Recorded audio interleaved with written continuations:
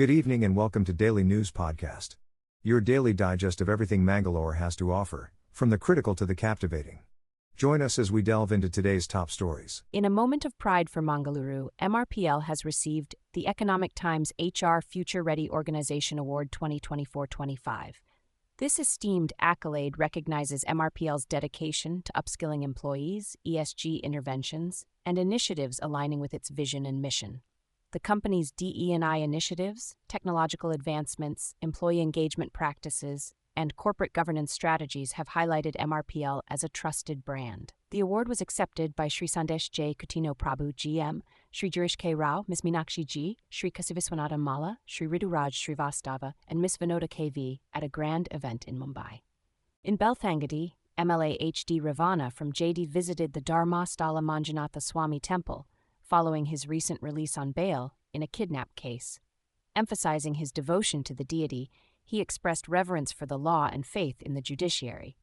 Refraining from commenting on the ongoing case, he reiterated his commitment to serving the people and upholding the principles of justice. In a recent incident on the new Harakala Adyar Bridge, 3 individuals were injured in a collision between an Alto and an EcoSports car. The mishap occurred when the Alto car heading towards Adyar from Puttur collided with the EcoSports car. The woman driving the Alto car, a co-passenger, and the driver of the other car sustained injuries. Surprisingly, this is the first accident on the Harakala Adyar Bridge, which remains unopened a year after completion. The delay is due to the department's failure to acquire nearby lands facing inundation issues from the dam, currently under legal scrutiny. Stay tuned for more updates on Mangalore today. In a tragic incident at Abaka Nagar in Kodara Chowki, a local auto rickshaw driver lost his life after his vehicle fell into an overflowing storm water drain. In response, Mangaluru City Corporation officials have swiftly taken precautionary measures. Sand-filled bags, barricades, and reflector tape have been placed along the edge of the drain to prevent further accidents. Senior officials, including the commissioner, have inspected the site to assess the situation. The driver, Deepak Acharya, lost his life in the unfortunate mishap. A case has been filed against MCC officials for alleged negligence in connection with the incident. Tragedy struck in Belthangadi as 38-year-old Shailesh Shetty lost his life after falling into a pond near his house in Gardadi Nandibetta. The newly married farmer slipped on the slushy ground on Saturday night, leading to this unfortunate accident. Our thoughts and prayers go out to the family and loved ones of the deceased during this difficult time. In Vitlapadnur, thieves broke into a locked house near the Parthipati Mosque, stealing a valuable watch and a DVR. The house owner, M.K. Khalil, currently residing overseas, found their house ransacked upon family members' arrival. The burglars ransacked 4 cupboards in search of jewelry, but left empty-handed. The cunning thieves even changed the CCTV camera's direction and turned on the air conditioner before fleeing with a Rado watch worth 1 lakh and a DVR. Residents are urged to remain vigilant in the area. Stay tuned for more updates on Mangalore today. Tragedy strikes an NRI family from Mudbidri as a 3-year-old child loses his life in a fire mishap in Dammam, Saudi Arabia. The family of Sheikh Fahad was residing near Lulu Mall when the incident occurred while they were asleep. The young child, Saeed Sheikh, succumbed to suffocation, while Fahad's wife Salma and their other son Shahid fell severely ill from the thick fumes and were rushed to the hospital. The fire was reportedly caused by a gas leakage from the refrigerator in their house. Our heartfelt condolences go out to the bereaved family during this difficult time. A potential disaster was averted on the Konkan Railway Corporation route between Inanj and Padubidri in Udupi, as a vigilant track maintainer, Pradeep Shetty, spotted a rail weld failure during a night patrol. Thanks to his quick actions, a major mishap involving train No. 6345 and train No. 6595 was prevented. The KRCL chairman Santosh Kumar Jha lauded Shetty's efforts and awarded him 25,000. The restoration work of the defective rail at KM 76204 was promptly carried out by officials. The dedication and alertness of Pradeep Shetty not only saved lives, but also ensured the smooth running of train services in the Udupi-Mangaluru stretch. In Udupi, K. Raghupati Bhatt, former BJP MLA, took a stand against his expulsion from the party, vowing to contest as a rebel in the Legislative Council elections. He criticized the State Disciplinary Committee for expelling him without specifying the reasons and questioned their actions towards other party members. Mr. Bhatt highlighted the lack of equitable justice in the party's decisions and indirectly criticized the dominance of the Lingayat lobby within the BJP. He emphasized the neglect of party workers in the coastal belt and raised concerns about the party's treatment of members from the region. Mr. Bhatt stressed the need for fairness and transparency within the party, expressing his determination to win the upcoming elections. In a dramatic turn of events, Karnataka lawmaker Prajwal Ravana, who fled to Germany amidst serious sex crime allegations, issued a statement apologizing to his parents and expressing his intention to return to India to face the charges. The Janata Dal secular leader, who is the grandson of former Prime Minister H.D. Deve Gowda, stated that he was driven to depression by comments from opposition leaders and that he will cooperate with the investigative team upon his return on May 31st. Ravana's uncle, ex-Chief Minister H.D. Kumaraswamy, and his grandfather have urged him to surrender and face the probe. However, his return may be complicated as the Ministry of External Affairs is set to cancel his diplomatic passport at the request of the state government. The Congress and BJP are engaged in a war of words over the case, with the former alleging shielding and the latter criticizing delayed reactions. Ravana maintains his innocence despite facing an arrest warrant. Mangalore Today brings you the latest tech scoop. Instagram, the popular photo-sharing app, is gearing up to offer early access to new features. Testers may soon get the chance to try out in-development features through a new option in the Settings tab.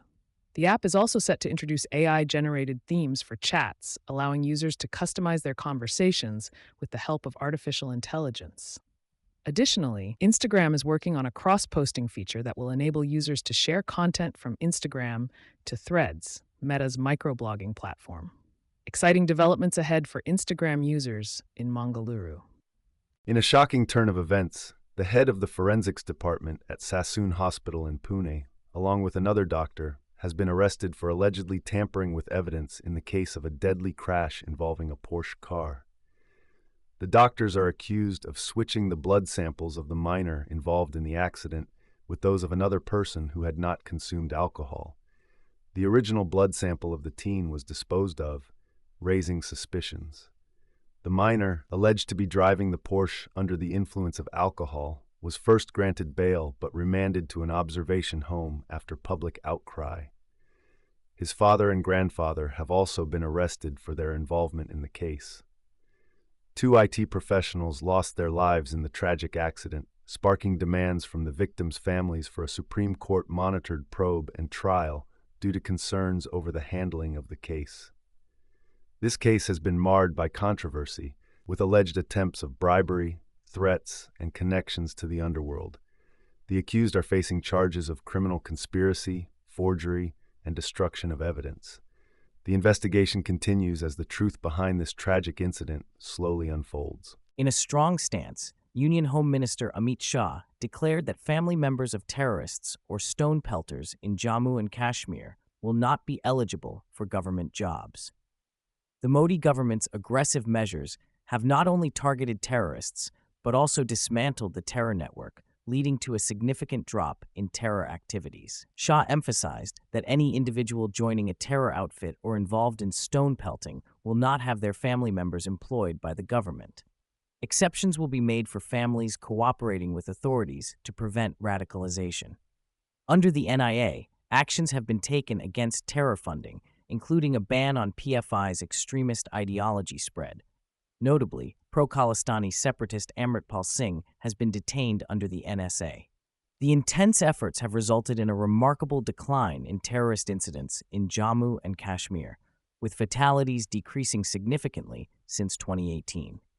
In a tragic incident, Papua New Guinea has reported to the UN that over 2,000 individuals have been buried in a devastating landslide in a remote village. The country's National Disaster Center confirmed the grave situation to the UN office in Port Moresby. The landslide has resulted in significant loss of lives and widespread destruction. Our thoughts and prayers are with the affected families during this difficult time. In Devangere district, 25 people were taken into custody for causing chaos by vandalizing a police station and attacking police officers over the alleged custodial death of Adil. The mob from Chanagiri accused the police of Adil's death while he was being questioned for involvement in gambling. Police reported Adil's death due to low blood pressure, with no signs of physical harm. As tensions escalated, the police took action to control the situation, resulting in injuries to officers and damage to police vehicles. To address the incident, Davangere SP Uma Prashanth stated that the case will be taken up by the CID and the arrested individuals have been placed in judicial custody. Mangalore Today brings you the latest on India's economic growth forecast. Economists predict a slowdown, with GDP likely to be below estimates for the January-March quarter. Experts suggest that growth may have eased to 6.7%, with manufacturing and services sectors showing moderation. The data to be released on May 31st will precede the general election results on June 4th. Prime Minister Narendra Modi is expected to secure a third term, but concerns remain about sustaining high growth rates. Analysts highlight the need for reforms to boost the economy and generate employment opportunities. Stay tuned for more updates on India's economic landscape. In Mangalore Today news, Cyclone Remal has initiated landfall between Bangladesh and West Bengal. The process is expected to last for 4 hours, with wind speeds ranging between 110 and 120 kilometers per hour, gusting up to 135 kilometers per hour. Coastal districts are bracing for heavy rainfall, while Kolkata and surrounding areas may witness very heavy rainfall. Prime Minister Narendra Modi has overseen preparations, ensuring full support from the center. Air and rail traffic have been suspended as a precaution. Kolkata Airport is closed for 21 hours, impacting 394 flights. Around 1.10 lakh people in Bengal have been evacuated to shelters. Tourists in coastal areas are advised to head to safety. In Bangladesh, over 800,000 vulnerable individuals have been relocated to shelters. Stay tuned to Mangalore Today for further updates on Cyclone Remal. In a recent development, Mangalore Chief Minister Anil Kumar applied in the Supreme Court requesting an extension of his bail by 7 days on medical grounds. The Janata Dal (JD) party filed the appeal stating that the Chief Minister needs to undergo certain medical procedures, including a PTT-CT scan. He has sought this extension as his interim bail is set to expire on June 1st. The Supreme Court had earlier granted him interim bail to participate in political campaigns, but with restrictions. The case pertains to allegations of corruption and money laundering in the formulation of a now-defunct excise policy. We're grateful for your time and attention on today's news podcast. For a deeper dive into today's topics, our website mangaloretoday.com has you covered. And if you haven't yet, subscribing to our channel is the best way to stay updated. Thank you, and see you next time.